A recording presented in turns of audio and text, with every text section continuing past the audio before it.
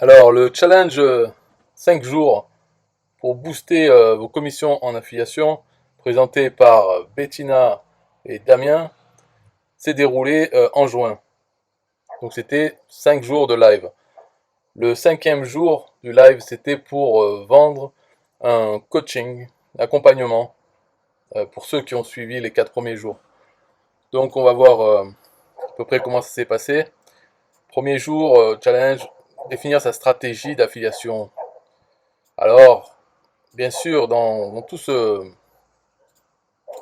truc, quoi, tout ce challenge, c'est vraiment très orienté, puisque dès le départ, ils expliquent comment faire l'affiliation enfin, de leur façon, quoi. C'est-à-dire, vraiment, il faut être au centre de ça, il faut se mettre en avant. Et il faut faire un peu l'expert. Donc, ça, en fait, c'est un problème parce que c'est vraiment, tout est basé, c'est vraiment dirigé. C'est-à-dire, ils ne présentent pas les autres façons de faire l'affiliation, c'est que celle-là. Alors déjà, dès le départ, ça commence par, oh, il faut choisir sa niche.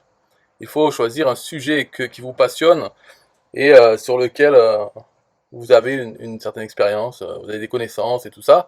Et vous allez développer une communauté autour de ce sujet. Donc déjà, le problème de ça, je trouve, c'est que ça nous bloque là-dedans et ça le rend vraiment trop personnel. Parce que l'affiliation, enfin, pour moi, la façon dont je le vois, j'ai déjà expliqué dans des vidéos, c'est un peu comme un métier, comme distributeur de prospectus dans les boîtes aux lettres. Voilà, c'est quand même un métier, ça rapporte des sous, c'est une activité, quoi, c'est un travail, et ça peut plaire, ce type de métier. Se balader, enfin, faire sa tournée, et mettre les prospectus dans les boîtes aux lettres. C'est tout.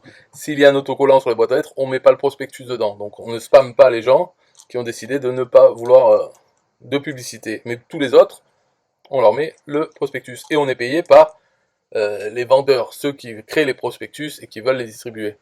Voilà. Cette façon-là, elle n'est pas du tout abordée dans ce challenge. Là, c'est vraiment, choisissez une passion, vous allez créer des contenus. Alors, il faut créer de la confiance, il faut avoir une relation humaine avec les abonnés. Il faut cibler votre client idéal, votre abonné idéal, c'est-à-dire quelqu'un qui soit intéressé par votre sujet, hein, votre niche, et qui soit à un niveau inférieur à vous, pas beaucoup inférieur, mais un peu inférieur pour toujours être en avance. Et vous allez développer des contenus qui vont aider ces personnes dans cette niche. Voilà, comme vous êtes en avance, vous pouvez déjà, et en fait, il faut cibler des problèmes, quoi. Bon, je vais pas raconter tout ça, de toute façon, c'est connu, quoi. Déjà, les problèmes durs, tout ça. Bon, alors là, il se présente, tout ça. Il faut être régulier et cohérent. Bon, disons, moi, je dirais régulier. Cohérent, on s'en fout. Mais bon, euh, en gros, le truc noir, là, trust, ça veut dire la confiance. Alors, ici, on poste tout le temps, tout le temps, tout le temps le même truc, enfin, sur le même sujet. Eh ben, c'est les gens qui restent pendant des années, eh bien sûr, ils vont toujours de plus en plus avoir confiance en vous dans ce sujet. Parce que vous parlez toujours la même chose, et ça fait 2 ans ou 3 ans que vous parlez de la même chose, vous devez connaître quelque chose. Voilà. Par contre, le contraire, de suite, je sais pas si là c'est parler d'un sujet et là de parler de plus de rien, et ensuite parler d'un autre sujet, et parler de rien, ou bien si ça veut dire, parce que j'ai pas écouté hein, tout le truc, mais je sais pas si ça veut dire ça, les périodes où on ne parle plus, ou bien si on parle d'autre chose. Après, on reparle de sujet, on parle d'autre chose totalement. On parle de sujet, mais pas souvent, on parle d'autre chose. Ça, bien sûr, les gens qui restent 2 3 ans à rien faire, quoi. Enfin, à pas passer à l'action, à pas acheter des choses, bon, ben, ils vont rester à pas acheter. Ou peut-être ils achèteront, d'ailleurs, si ça tombe un jour où ils ont envie d'acheter et que ça parle d'un sujet. Bon, en tout cas, ça c'est pour dire qu'il faut le faire tout le temps. Ça, c'est vrai de toute façon. Et l'autorépondeur, on le paye au mois ou à l'année, c'est pour s'en servir. Donc il faut qu'il envoie des emails, ça c'est sûr. Après, le contenu des emails, bon, moi là, c'est comme les prospectus. On va pas distribuer que des prospectus d'outillage, par exemple. On va distribuer n'importe quel prospectus qu'on a à distribuer. Voilà. Alors après, c'est quoi l'affiliation? Bon là, il nous explique. Donc là, le premier jour, c'est pour expliquer c'est quoi l'affiliation. Alors ça va pas les booster parce que si les gens ont besoin qu'on leur explique ça, c'est sûr que en partant de zéro, faut pas aller plus bas. Donc là, ils expliquent c'est quoi l'affiliation, mettre en relation des gens avec des solutions. Donc des gens qui ont un problème avec des solutions à ce problème.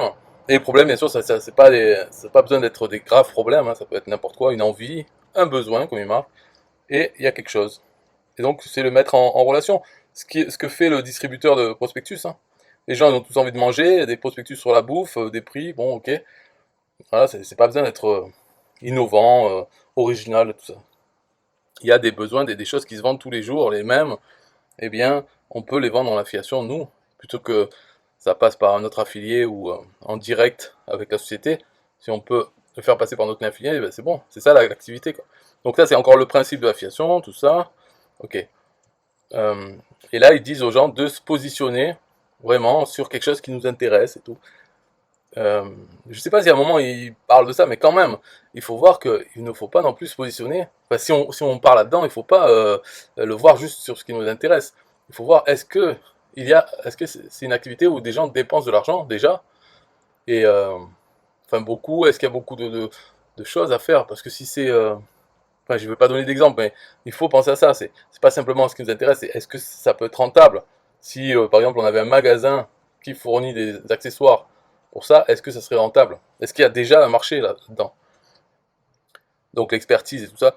Après, l'expertise, le fait d'aimer ça, bien sûr, c'est pour parce qu'il faut se dire que dans 2 ans, on sera encore en train de faire ça, de l'affiliation sur ce sujet.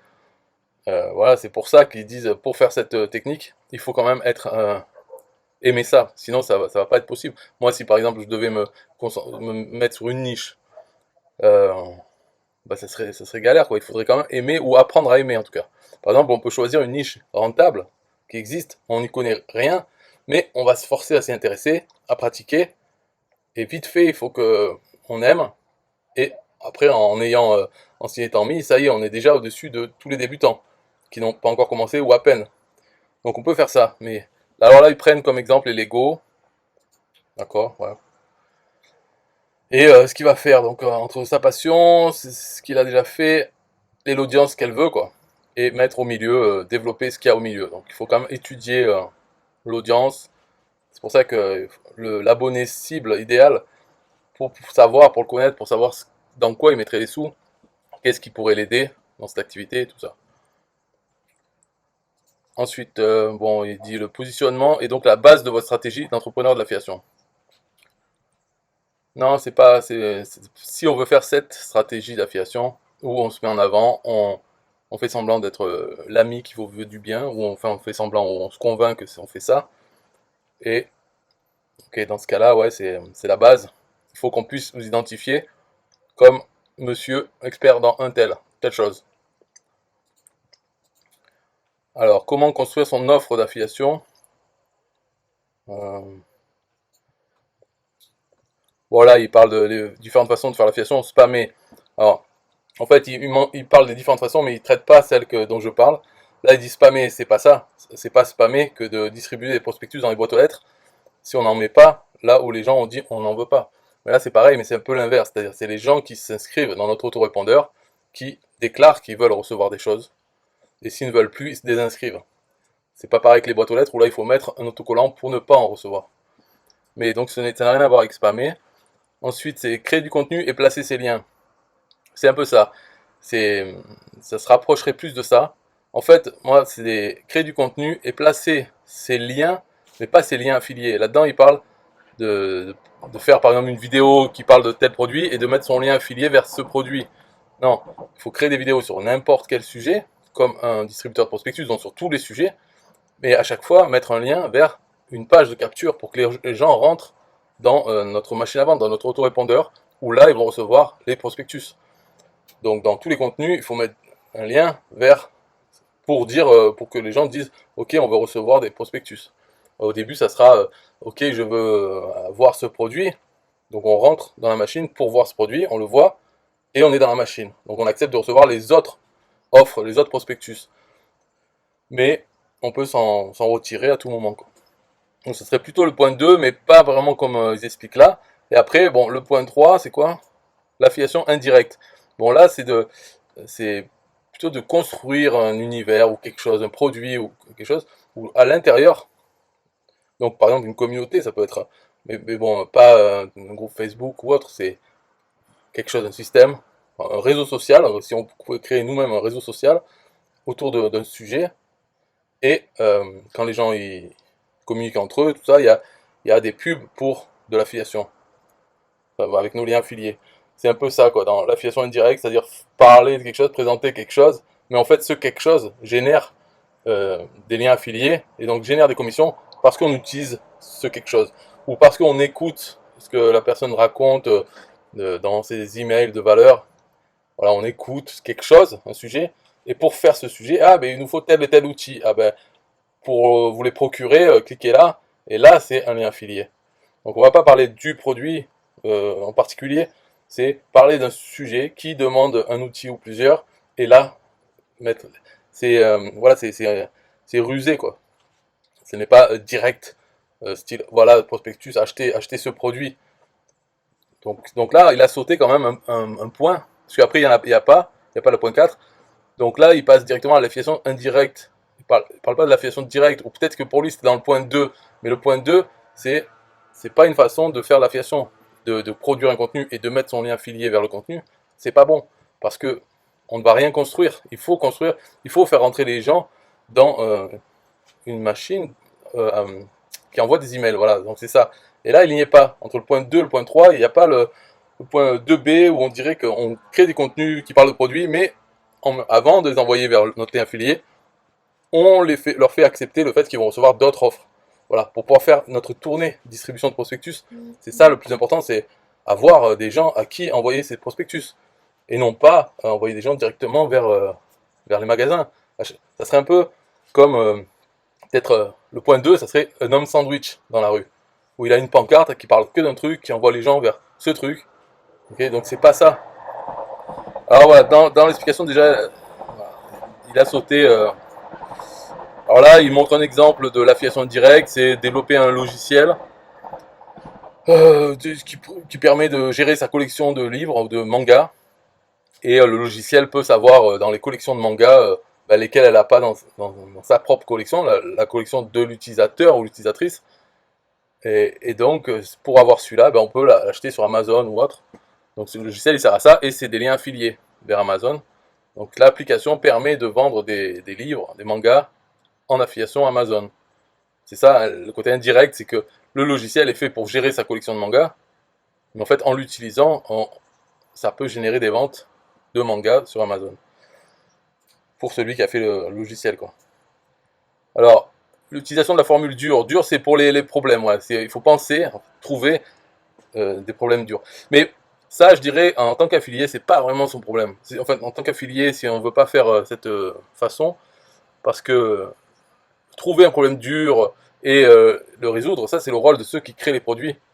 Et nous, en tant qu'affiliés, on envoie vers des produits. Certains auront bien réfléchi au problème et à la solution, donc il se vendra ce produit. Mais bon, en fait, ça toujours, tout ce qui parle, ça sert à la fois à être affilié indirect et aussi plus tard à faire ses propres produits. Mais comme c'est de l'affiliation indirecte, il faut se mettre en avant. En fait, ça sert de savoir ça. C'est pareil, c'est parce qu'on a identifié notre abonné idéal. Et donc, quels sont les problèmes durs des gens qui sont dans cette niche, qui sont le client idéal ou l'abonné idéal. Ils ont des problèmes. Mais les problèmes, c'est pas un problème de vie ou de mort. Hein. Ça peut être juste un besoin, une envie. Voilà. En tout cas, c'est embêtant. Il faudrait le résoudre hier. Mais bon, on peut le supporter. Mais en tout cas, on sait qu'on a ce problème. Alors, reconnu, c'est pour dire on sait qu'on a ce problème. Mais en fait, on peut le dire. Et souvent, dans les pages de vente, il y a ça. Il y a la description du problème. Le vendeur, dans la page de vente, montre qu'il connaît ce problème et que lui-même l'avait eu et qu'il a trouvé une solution pour le résoudre. Cette solution, c'est bien sûr ce qu'il y a dans la page de vente. Donc là, il parle de créer une offre. C'est une offre en affiliation. Ou en fait, peut-être ça c'est pour la sélection des produits dont on va faire la promotion, et aussi des produits qu'on pourrait créer nous-mêmes par la suite. Donc il montre tous les critères qu'il faut sur une page de vente en gros pour que le produit ait beaucoup de chances de se vendre. Il faut qu'il répète des choses, tout ce qu'on a dit avant, quoi, et que la personne qui a fait la page de vente, ou si c'est nous, qu'on fasse les recherches sur ça, sur les gens qui sont dans cette niche, quels sont les problèmes qu'ils rencontrent, qu'est-ce qu'ils ont déjà essayé qui n'a pas marché, pour pouvoir en reparler en fait. Et dire, voilà, cette solution est meilleure, est nouvelle, et créer de la rareté. Par exemple, limiter le nombre de places, limiter dans le temps, donner une garantie, de la preuve sociale, donc mettre des témoignages, et des bonus, parce que pour le même prix, en fait, vous aurez ça, ça et ça en plus, alors que finalement c'est une offre, donc c'est toute l'offre qui vaut tant, et il y a tout ça, quoi. Les bonus, c'est séparé, mais en fait, ça fait partie du produit. Mais bon, tout ça, c'est des techniques marketing pour rendre l'offre irrésistible, hein, tellement il y a de choses pour... alors j'achète un produit qui est déjà un prix honnête, et en plus j'ai ça, ça, ça et ça. Bon. Ensuite, offre possible.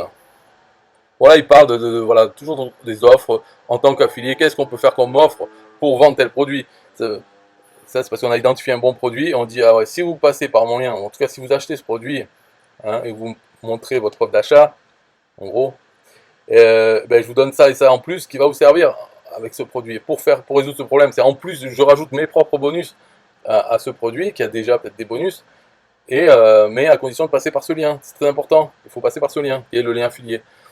Voilà, donc l'affilié peut construire des offres. Moi, j'en ai fait une, par exemple, c'est pour System.io, l'abonnement annuel de System.io. Je propose des produits qui ont un rapport avec System.io, c'est-à-dire avec l'affiliation, web marketing. Ça reste quand même dans ce domaine. Donc on peut acheter System.io tout seul, mais si on l'achète en passant par mon lien, donc pour le même prix, eh bien on a tous ces bonus que personne d'autre donne, puisque c'est mes produits. Donc c'est une offre, c'est une raison valable de passer par ce lien, par mon lien, pour acheter System.io. Mais à la base, c'est quand même, on veut acheter d'abord System.io, et vu qu'on va le faire, eh ben, autant passer par mon lien pour avoir des choses en plus pour exactement le même prix. Donc là, il montre, voilà, quoi faire comme offre. Euh, toujours les offres. Positionnement unique, plus une offre irrésistible, plus l'affiliation indirecte, égale le succès. Voilà. Mais on n'est pas obligé de faire ça. Toujours, encore une fois, c'est ce qu'ils racontent, quoi. Leur façon. Ce n'est pas la seule façon. Et ils ont oublié de parler de notre truc, d'une autre façon. Donc, égal entrepreneur de l'affiliation. Mais au final, il faut quand même, l'affiliation c'est un premier pas, mais tout ce qu'on apprend en fait, c'est comme si on est distributeur de prospectus, on pourrait très bien inclure dans notre tournée la distribution de prospectus qu'on a nous-mêmes imprimé pour notre propre produit. Voilà, donc quand on est affilié, c'est facile ensuite, si on crée notre propre produit, de l'inclure dans notre système. Donc on va vendre les produits des autres en affiliation, et notre propre produit aussi. Puisque finalement c'est pareil, hein, c'est un produit, ok, il appartient à quelqu'un d'autre, mais le nôtre est vendu exactement de la même façon que les autres. Alors bien sûr, le problème dans ça, c'est que si on a son produit, c'est différent parce que là, les clients deviennent nos clients et non plus les clients des autres. Parce que c'est ça l'affiliation, le côté intéressant, je trouve, hein, calme. C'est que on envoie des gens acheter et ensuite ces gens ils se débrouillent avec le vendeur pour le service après-vente ou pour la garantie de remboursement, tout ça. Ils se débrouillent avec lui, pas avec nous. Et dans ce challenge, à un moment, il pose une question vraiment orientée. Il dit oui, s'il se passe un problème avec un tel produit, vous pensez que c'est vers qui que les gens se tourneront? Vers l'affilié ou vers le vendeur du produit? Par exemple, si le produit il marche plus. Et alors ils attendent la réponse. Mais bien sûr, en ayant expliqué tout ça, c'est-à-dire qu'on se met en tant que presque on est le vendeur, on conseille et tout, bah bien sûr les gens ils vont nous répondre. Mais si on est distributeur de prospectus, enfin si on a un problème avec un magasin d'alimentation, on va pas attendre que le distributeur repasse et l'attraper et lui dire oh toi tu m'as mis un prospectus et finalement ce produit il n'était pas je sais pas quoi, il était avarié ou... Non, ils vont s'en prendre au magasin. Mais dans tout ce truc là qui raconte, ben, la réponse est oui, il va s'en prendre à vous. Alors il faut quand même faire attention aux produits que vous sélectionnez. Moi je dis non, c'est pas la peine. Mais bon. Alors, ensuite ça passe à quoi? Allez, on avance là. Comment construire son offre en affiliation? Bon. Après, ouais, alors il dit il faut choisir, voilà, qu'est-ce qu'on choisit? Un réseau social, un support de communication. Donc ça c'est pour pas s'éparpiller et avoir des comptes partout sur lesquels on poste pas. Parce que ça prend du temps de poster. Donc déjà en avoir un, par exemple Facebook, on pourrait y passer la journée. Instagram pareil, TikTok pareil. Et un support de communication, entre blog, YouTube, podcast, le blog, c'est comme un site. Donc c'est quand même important d'avoir quelque chose qui nous appartient. Si on part sur YouTube, une chaîne YouTube ou autre, c'est des choses... YouTube peut nous fermer la chaîne du jour au lendemain, comme un réseau social d'ailleurs. Donc un blog, c'est bien. Et en plus, le blog, ça permet d'avoir du trafic qui vient de la recherche Google. Donc moi, je dirais plutôt, support de communication, il faut avoir un blog et une chaîne YouTube. Parce que quand on poste, par exemple, on va poster sur YouTube, ça permet de immédiatement pouvoir créer un article de blog à propos de cette vidéo et intégrer la vidéo dans l'article de blog. Donc déjà, c'est plus facile de poster sur les deux tout le temps à propos des vidéos YouTube qu'on met. Ensuite, quand on a créé une vidéo YouTube, on a le fichier vidéo, on peut le poster sur Facebook, Instagram ou TikTok. Donc le réseau social. Après, moi, personnellement, je préfère Facebook. Mais bon, là, depuis quelques années, peut-être c'est Instagram. Il y en a qui préfèrent Instagram. Moi, je trouve que Facebook, c'est bien. Mais bon, peut-être c'est parce que je suis plus ancien. Alors, je pourrais pas me prononcer là sur ça. Instagram, TikTok, encore moins. Ça m'a l'air vraiment assez... c'est pas fait vraiment pour... On peut pas creuser. Facebook, il est plus ancien. Et on peut poster des vidéos, on peut poster des textes. On peut se parler... sûrement, on peut aussi sur Instagram et autres. Mais bon, bref. Donc, réseau social, peut-être avoir Facebook déjà. Tout le monde a Facebook, pratiquement. À part si on est sur quelque chose que les trop jeunes qui n'ont même pas Facebook.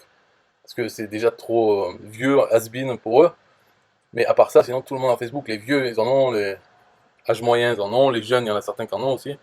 Donc Facebook. Et peut-être Instagram, puisque ça appartient aussi à Facebook, quoi, Meta. Donc je sais pas. Voilà. Mais en tout cas, blog et chaîne YouTube. Et recycler le contenu qu'on poste sur YouTube, sur notre blog et sur les réseaux sociaux en vidéo.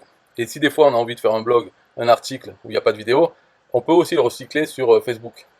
Instagram, je sais pas, peut-être en mettant une image, j'en sais rien. Donc au final, bon, alors ça parle de ça. Quel est l'objectif d'un entrepreneur? Vendre, oui. Quel est l'objectif d'un entrepreneur de l'affiliation? Vendre. Est-ce que créer du contenu pour vendre, c'est toujours de faire du contenu promotionnel? Non, pas spécialement. Hein. Parce qu'en fait, c'est pas créer du contenu pour vendre, c'est créer du contenu pour que des gens nous donnent l'autorisation de leur envoyer des offres. Voilà. C'est plutôt ça, quoi. C'est pas du contenu pour vendre directement. Faut pas que le but, ça soit de vendre. C'est augmenter sa tournée. Parce qu'après, on sait que la suite, ça vient. C'est-à-dire, plus on a de boîtes aux lettres où on peut mettre des prospectus, la loi des grands nombres fait qu'il y aura des ventes, de plus en plus de ventes, de toute façon. Donc c'est pas la peine de cibler maximum qui c'est qui aura le droit d'avoir nos prospectus. Prospectus, ça coûte rien, de toute façon c'est créé et imprimé par les annonceurs, les créateurs de produits. Et nous on distribue de toute façon, on fait ça tous les jours, donc peu importe si la tournée est très grande. En plus, là, après l'analogie elle s'arrête parce que c'est plus une tournée vraiment où il faudrait faire des kilomètres. Ça reste, après c'est un système, donc c'est un autorépondeur, qu'on ait 100 personnes dedans ou 10 000 personnes, ça change rien, c'est envoyé automatiquement. Donc, il vaut mieux focaliser là-dessus, sur combien de nouveaux abonnés email je peux apporter par jour avec mes différents contenus qui sont sur le web, que les gens consomment et cliquent sur le lien qui les amène à rentrer dans cette machine. Non, c'est de créer des posts de valeur, des articles qui vont donner des infos intéressantes à votre client de rêve, des vidéos qui vont l'aider à résoudre ses problèmes, blablabla. Oui, ça n'empêche pas. Ça n'empêche pas de faire ça pour les amener dans son univers, dans sa machine, dans cette tournée. Où est-ce qu'on va chercher ce type d'informations? Faire des recherches? Oui, bah après, oui, voilà. On peut jamais être en manque d'idées, quoi. C'est juste en manque de motivation de les faire. Parce que les idées, c'est facile. Déjà, sur YouTube, on va sur des chaînes, sur certains sujets, et on liste les vidéos par popularité. Donc, si on fait ça avec 2-3 personnes voilà, qui ont déjà des chaînes établies sur tel sujet, on peut très bien faire le top 10 de leurs vidéos en termes de popularité. On fait une liste comme ça des 10 vidéos de chacun avec les titres, et on va voir qu'il ressort des choses dans les 3. Voilà. Donc après, il faut être sûr que nous-mêmes, on a aussi ce type de vidéos, ce type de titres dans notre chaîne. Parce que c'est ça qui ramène beaucoup de recherches, beaucoup de gens qui viennent. Et puis après, creuser aussi, peut-être celles qui ont le plus de commentaires, d'interactions. Peut-être qu'ils n'ont pas, en tout cas par rapport au nombre de vues, quoi. Par exemple, elle fera pas peut-être 1 million de vues, mais il y a 1000 commentaires. Alors que l'autre, elle a 10 000 vues, mais elle a aussi 1000 commentaires. Donc il y a peut-être quelque chose à creuser là-dedans dans ce sujet. Pourquoi il y a autant de commentaires sur une vidéo avec peu de vues? Enfin 10 000, c'est pas mal, mais voilà. Et ensuite on arrive, alors quoi? Alors, erreur, utiliser son compte Facebook pour tout et n'importe quoi. Votre audience ne va rien comprendre, c'est sûr. Si l'audience elle a été montée sur quelque chose de toujours pareil, bien sûr que si d'un coup on commence à écrire n'importe quoi, elle va rien comprendre. Et si on part pas dans cette optique de créer une audience sur un truc, bah ça change rien. Donc si dès le début on écrit n'importe quoi et de tout, c'est pas grave. Mais en écrivant n'importe quoi et de tout, on va pas se construire une audience sur un sujet particulier. Ça va être une audience parce qu'on fait peut-être des contenus rigolos ou on poste voilà, des conneries sur Facebook, trucs viraux, des blagues et tout, et en même temps des fois des liens. Donc on aura des gens, mais c'est pas, enfin si c'est une audience, mais c'est pas ciblé du tout. Et c'est pas grave, ils sont dans la machine qui elle-même n'est pas ciblée du tout, hein, si on veut. Après un positionnement clair dès qu'on arrive sur votre profil. Ok. Ah, erreur, ne pas mettre en place un système de capture email. Bah, ça c'est sûr, hein, puisque c'est la base. Ok. Après c'est quoi?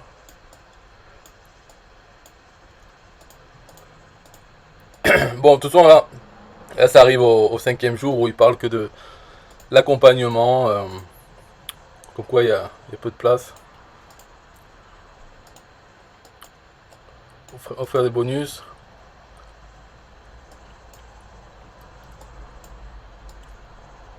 Bon là voilà, à partir de là c'est vraiment des questions pour que les gens achètent. Ce qui est marrant c'est que dedans ils disent que il n'y a que 16 personnes qui peuvent prendre leur coaching. Alors je sais plus c'était quoi le prix. Mais bon je sais pas c'est quoi le prix. Je crois que la commission c'était 100 €. Parce que j'ai vu Alex Toric qui a vendu en tout cas 100 €. Donc j'imagine que c'était une commission sur ça. Mais est-ce que c'était 10%? Donc ça a coûté 1000 €. Ou bien c'était 40% comme d'hab. Et là c'était 250 €, j'en sais rien. Bon, de toute façon c'est pas important, c'est bien, c'est bien. Tout ça, c'est normal que ça amène vers quelque chose à la fin. De toute façon, le challenge lui-même avait été fait dès le début, avant le lancement. Chacun avait un lien affilié pour envoyer des gens vers ce lancement. Pourquoi? Dans l'espoir de toucher une commission lorsqu'il allait vendre le produit de la fin. Donc le produit de la fin, c'est ça, c'est un coaching de un mois et demi. Et pour mettre en place ce qu'il raconte, c'est-à-dire ce sera vraiment la façon, il faut choisir une niche, tout ça quoi. Là c'est le programme du jour. Bon, voilà, bon on arrête là, le truc. Ok, c'est cool. Bye bye.